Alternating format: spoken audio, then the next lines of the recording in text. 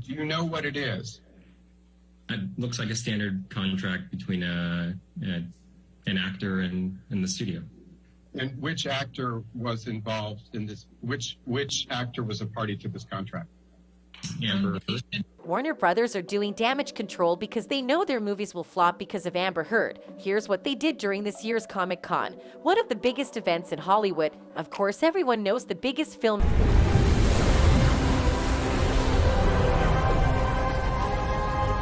Amber was ever part of because it's only one. Some even think that she only got this role because of her ex-husband, Johnny Depp. She was a cast member of Warner Brothers' Aquaman and she played Mira, the wife of the main character, Aquaman himself. The first movie was so hyped because who wouldn't want to see a live-action film of a very loved comic? Sadly, it was just so because of Amber's fault. Even producers say that it's her fault. She and Jason Momoa had no chemistry at all. Zero. They were basically better off with another Mira if they wanted to save the movie and replace Amber Heard. They did. The defamation trial between the two celebrities was really dramatic.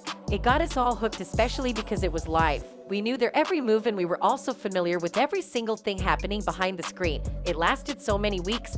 Of course, we'd know the ins and outs of it. Plus, most of us are still following it post-trial. It was that big. Like right now, Warner Brothers is doing everything they can to get rid of Amber Heard. They're tiptoeing around the situation and it's so funny because it's really obvious. The company is scared that they'll get canceled and that the second film of Aquaman 2 will go bust. So you know what they did? They tried to ignore the fact that Amber even exists. In the most recent Comic-Con, Warner Brothers was given the floor to promote their upcoming movies. Skip the show for completely, including a presence for DC Comics. So again, no tie-ins whatsoever. That includes any comic tie-ins, any merchandising tie-ins. They decided they're not going to show any of that, no statues, no nothing. And while it did use its hour-long panel in Hall H, now hour-long, they typically, back when, they would put on double that plus, at least 2 hours. This time they put on an hour-long show to showcase two. So they stuck to two movies that are 2022 releases. They stuck to Black Adam and they stuck to Shazam! Fury of the Gods, the studio's biggest DC movie releases for 2023, Aquaman and the Lost Kingdom, aka a certain person that lost their case, and The Flash, another person with a lot. But instead of promoting their 2023 movies, where Aquaman 2 is included, they only promoted the 2022 movies even though we're 7 months into the year already. Could we have seen this coming? They haven't posted anything Aquaman 2 related ever since February, before the defamation trial started. Plus, Amber isn't the only controversial person here. Ezra Miller is also included. This is the damage control Warner Brothers planned on doing, but what they don't realize is that not talking about it and beating around the bush is making everything worse. People are starting to question why next year's movies aren't being promoted just because of the two problematic celebrities. It's pathetic. Honestly, you know how during the whole decade that Amber kept accusing Johnny Depp of assault. He had no projects, no films, basically no job at all. Even Disney's blockbuster franchise got rid of him because they thought he was actually an abuser. Yeah, we'll never forget that. This time, it's Amber's turn to be jobless. One of the biggest witnesses who took the stand during that trial was Walter Hamada, one of the executives of Warner Brothers. He was there to testify in favor of Johnny. You have your seat.